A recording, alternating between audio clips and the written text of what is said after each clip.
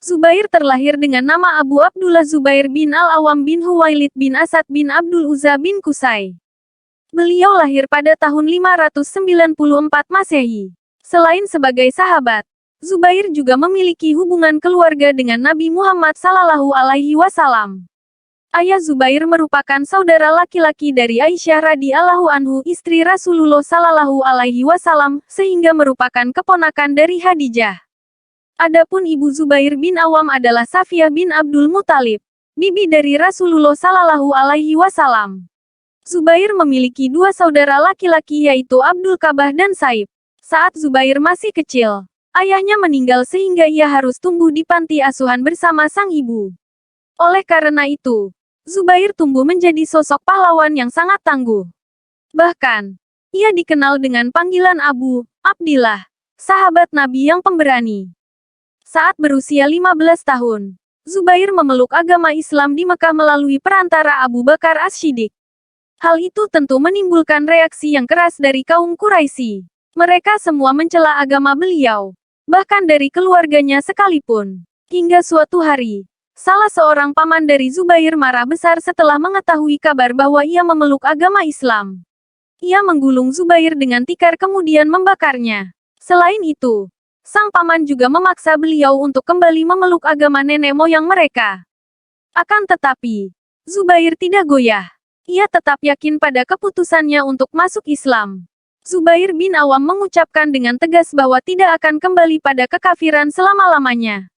Beliau merupakan generasi pertama dalam keluarganya yang beragama Islam. Selain itu, dalam pemilihan khalifah setelah Umar radhiyallahu anhu, Zubair menjadi salah satu ahli syuro. Jumlah sahabat Nabi yang menjadi ahli syuro saat itu adalah 6 orang. Hal itu pun menjadi bukti atau pengakuan akan keilmuan dan kematangannya. Saat terjadi penganiayaan kepada Rasulullah Sallallahu Alaihi Wasallam maupun para sahabat oleh kaum Quraisy semakin intens, Zubair menyarankan untuk pindah ke Abisinia. Dengan demikian, mereka dapat hidup dengan aman dan terlindungi di bawah asuhan raja yang adil, yaitu Negus. Zubair termasuk dalam salah satu dari 15 orang pertama yang memutuskan untuk hijrah ke Abisinia pada tahun 615. Sayangnya, kehadiran seorang pria Abisinia yang ingin melawan Raja Negus demi merebut tahta kerajaan sempat membuat kaum muslim takut.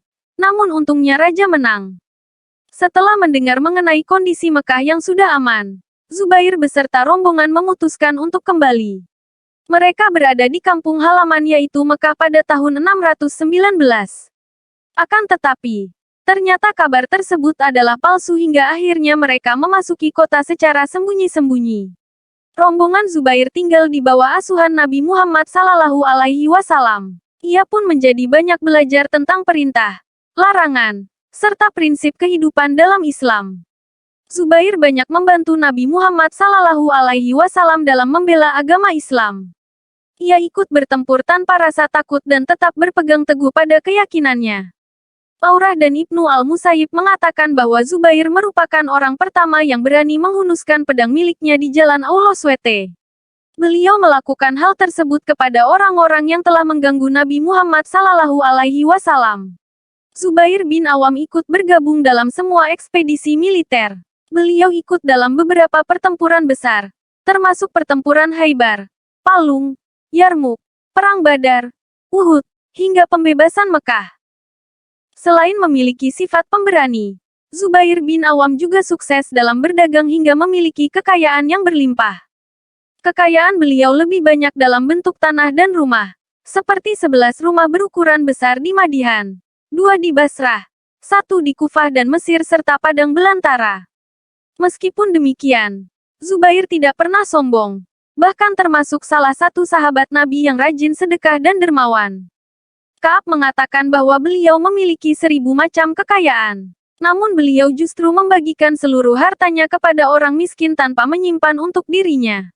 Sikap dermawan Zubair membuat siapapun menjadi kagum kepadanya. Beliau selalu percaya bahwa Allah SWT senantiasa akan menjaga hartanya jika membaginya, bersedekah.